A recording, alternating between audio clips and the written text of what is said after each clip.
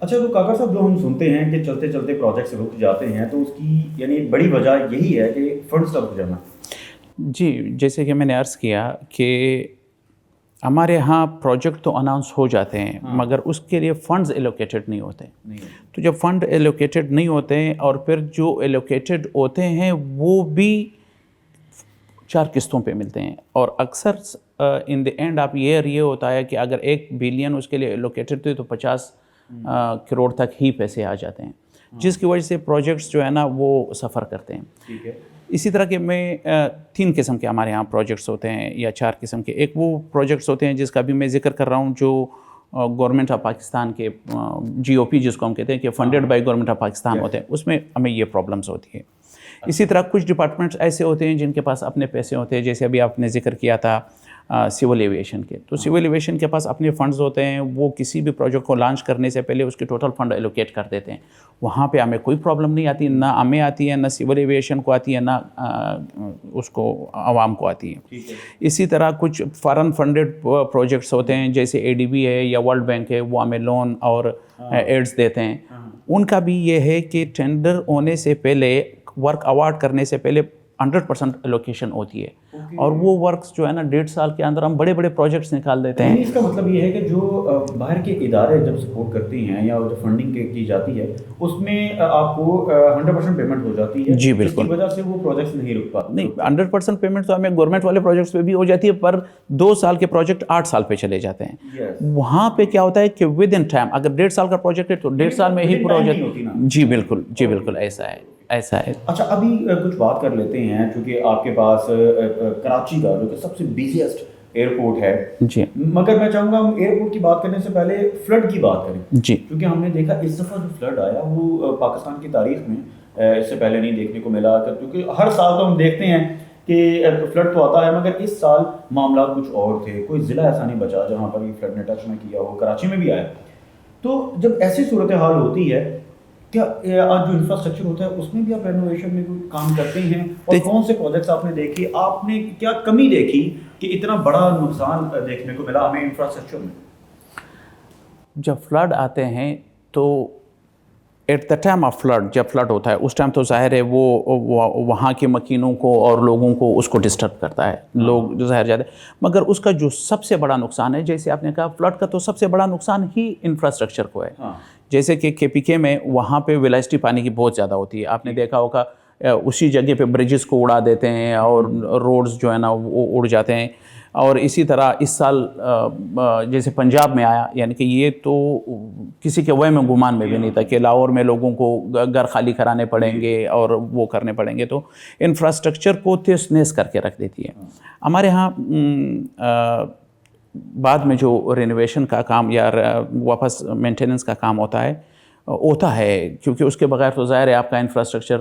اس وقت بھی میں KPK میں ایک پروجیکٹ ہے ورلڈ بینک کے تعاون سے, اور ایک پروجیکٹ چل رہا ہے ADB کے تعاون سے, جو ٹوٹل روڈز وہی ہے جس میں جو فلڈ میں ڈسٹرب ہوئے تھے لاسٹ ایئر, تو اس کو رینوویٹ واپس کیا جا رہا ہے. 2 بڑے پروجیکٹس KPK میں چل رہے ہیں. اسی طرح سندھ میں وہ ADB کی تعاون سے تقریباً کوئی 50 کے قریب ایسے ہائی ویز ہے جو خراب ہو گئی تھی, اور وہ دوبارہ پیکیجز میں کر کے 4-4-3 یہ میرا سوال ہے کاکر صاحب آپ کے جواب میں ہے کہ یہ 50 کے قریب یہ جو روڈز ہیں جو ہٹ ہوئے, کیا پریکاشن میئرز کا خیال نہیں رکھا جاتا جب یہ سڑکیں بنتی ہیں؟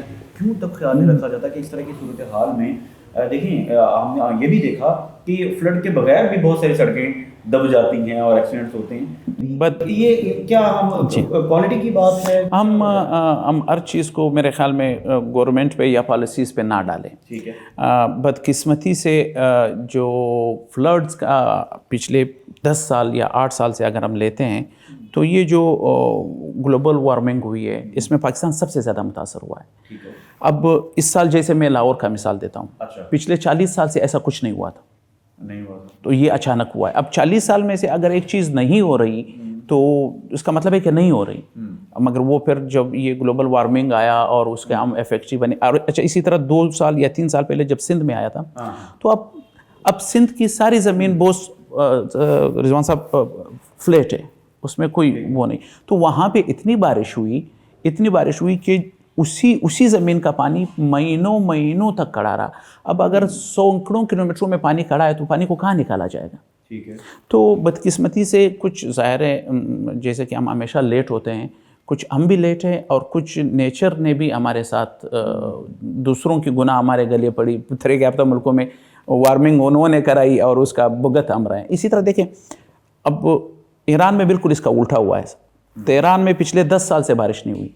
अच्छा। और उनके सारे जो डैम्स है वो सूख गए। अभी पिछले दिनों में एक खबर पढ़ रहा था कि तेहरान में जो है ना वो नकल मकानी करनी पड़ेगी, क्योंकि जो भी उनके पानी के सोर्सेज थे वो खुश्क हो गए। तो ये जो चेंज हुआ है क्लाइमेट, इसमें हमें ज़्यादा मसला है। आपको ज़ाती तौर पर, जो कि फ्लड्स की तो हमने बात कर ली, इसके अलावा क्या चैलेंज दरपेश है ख़ास तौर पर ऐसे सूरत हाल में कि फ्लड के बाद जो मुतासरा इलाके हैं, मुतासरा सड़कें हैं, आप उनकी तामीर कर रहे हैं, उसकी टाइमलाइन क्या है? कितने अरसे में ये प्रोजेक्ट्स मुकम्मल होंगे? अभी जो हमारे पास प्रोजेक्ट इन हैंड है वो सिंध वाले तो तकरीबन 90% कंप्लीट हो गए हैं। 1.5 साल उसका टाइम था और ADB फंडेड थे। इसी तरह सिंध में टोटल आप कितने प्रोजेक्ट्स देख रहे हैं? सिंध में जो मेरे पास ADB के प्रोजेक्ट्स है वो 5 है, यानी कि पैकेजेस 5 है। उसके अंदर कोई 15-20 रोड है सारे। कौन से इलाके? अपर सिंध में 2 जगह पे हैं, लाड़काना में है और इसके अलावा जो है ना खंबर में है, लोअर सिंध में इधर थर की तरफ है, सांगड़ में है और दादू में है। तो अल्लाह का फजल है, मैं काम पूरे पाकिस्तान में मेरा काम चलता है। मैं अक्सर ये एक मिसाल के तौर पर कहता हूँ कि मेरा पहला प्रोजेक्ट जो है ना वो गवादर में है और मेरा आखिरी प्रोजेक्ट जो है ना वो गिलगित में है। अच्छा। तो काम हमारे पास है और ये तकरीबन वर्ल्ड बैंक और ADB दोनों के प्रोजेक्ट तकरीबन सिंध में कंप्लीट हो गए हैं, रोड रेनोवेट हो गए हैं जो फ्लड में इफ़ेक्ट हुए थे। बिल्कुल ठीक है। अब कोई कुछ बात कर लेते हैं एयरपोर्ट्स के हवाले से। जब इस तरह बारिशें आती हैं और तूफ़ान आते हैं और चूँकि फ्लड का जिक्र ख़ास तौर पर हो रहा है, सड़कों के हवाले से जब बात हो रही है, तो क्या रनवेज भी हिट हुए? यकीनन हमने देखा कि गुज़िश्ता कुछ अरसे में, और हम जब तारीख पढ़ते हैं तो रनवेज भी ऐसे हैं जो डूब जाते हैं। जी बिल्कुल। तो ऐसे में आपने क्या प्रिकॉशन मुहैया किए और क्या सूरत हाल रही, ख़ास तौर पे ये हम कराची का जो जिक्र कर रहे हैं? सर जी, रनवे और रोड में एक चीज़ का फ़र्क है। रनवे की आपकी टोटल लेंथ 5 किलोमीटर या 4 किलोमीटर के अंदर आती है। ठीक है। तो उससे पानी निकालना या उसके प्रिकॉशंस करना वो निस्बतन आसान होता है। जो भी रनवे बनती है उसके थ्रू आउट उसके साथ में एक ड्रेन बनता है। तो उस ड्रेन में उस रनवे का पानी निकलता है और फिर बाहर वो ड्रेन आउट हो जाता है। तो रोड्स में यह है कि रोड तो हज़ारों किलोमीटर्स पे है, तो कहाँ पे हिट करे, कहाँ पे पानी आए। तो रनवे अगर लास्ट टाइम भी हमारे मुझे अभी रनवे याद नहीं कि कौन सा वो पानी के नीचे आ गया था, मगर अगले दिन तक उससे पानी निकल जाता है। वो चूँकि वो एक छोटा एरिया होता है और उसके डिज़ाइन में पहले से स्पेशल ख्याल रखा जाता है पानी निकालने का। बिल्कुल ठीक है। तो चूँकि आपने इससे पहले 4 तकरीबन एयरपोर्ट्स में पढ़ा था कि आपने जी उसके प्रॉपर एयरपोर्ट्स भी आपने ही तामीर किए हैं, आपको उसमें क्या चैलेंज दरपेश है? क्योंकि ये एक एंटायरली डिफरेंट चीज़ है एयरपोर्ट में और रनवेज में। और जो जिस तरह आप जिक्र कर रहे हैं कि दीगर जो सड़कें होती हैं और रनवे में एक फ़र्क तो होता है कि वो एक छोटा पैच होता है, क्या उसकी क्वालिटी में भी फ़र्क होता है? हम इसको क्वालिटी का फ़र्क नहीं कहेंगे, हम इसको कहेंगे डिज़ाइन का फ़र्क। ओके। जैसे कि मैं आपको एक मिसाल देता हूँ कि जब मैं रोड में एक कंक्रीट करता हूँ तो उसका वो 3000 PSI एक स्ट्रेंथ होती है कंक्रीट की, उस पर डिज़ाइन होता है। अच्छा। कि मैंने उसकी स्ट्रेंथ 3000 देनी है, 3000 तक उसकी स्ट्रेंथ देती है। और इसी तरह जब मैं रनवे पे काम करता हूँ तो उसकी स्ट्रेंथ आती है 7000 PSI। अच्छा।